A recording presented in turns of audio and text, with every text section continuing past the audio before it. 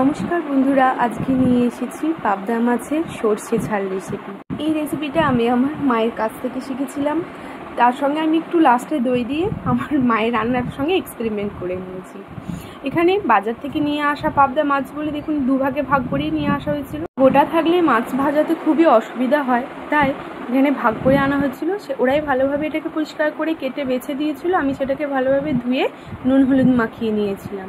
এবার আমি কড়াইয়ে সর্ষের তেল গরম করে নিয়েছি এবং অল্প লবণ দিয়ে দিয়েছি। যেহেতু এটা সামুদ্রিক মাছ, সামুদ্রিক যে কোনো মাছই ভাজার আগে যদি তেলেতে অল্প নুন দেওয়া হয় তাহলে কিন্তু মাছগুলো ভেঙে যাওয়ার সম্ভাবনা কম থাকে।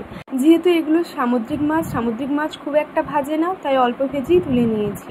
এবারে আমি একটা পেস্ট বানিয়ে নেব। এখানে নিয়ে নিয়েছি কালো সর্ষে পরিমাণ মতো, আর পোস্ত পরিমাণ মতো নিয়ে নিয়েছি, আর একটা কাঁচা লঙ্কা আমি নিয়ে নিচ্ছি, সেটা এখানে দেখানো হয়নি। সেটা ভালোভাবে শিলের মধ্যে বেটে নিয়েছি। একটা টমেটো আমি কেটে মিক্সিতে পেস্ট করে নিয়েছি।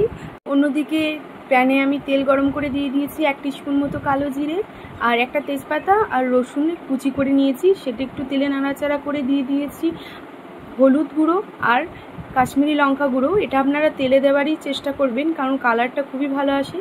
আর দিয়ে দিয়েছি আদা বাটা। সব কিছু ভালোভাবে তেলের মধ্যে একটু নাড়াচাড়া করে দিয়ে দিয়েছি টমেটো পেস্টটা।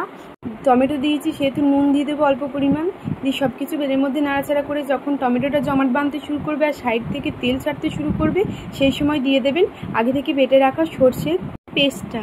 তারপরে একটু জল দিয়ে একটু ফুটিয়ে নিয়ে দিয়ে দেবেন পরিমাণ মতো নুন, আর লাস্টে একটু দিয়ে দেবেন 1 চামচ মতো টক দই।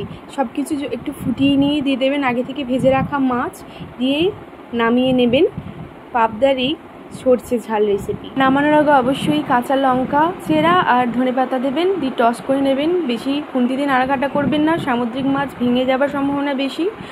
আমি মা শাশুড়িমার কাছ থেকে সব রান্না শিখেছি, আর তাদের রান্নার উপরই আমি একটু এক্সপেরিমেন্ট করি।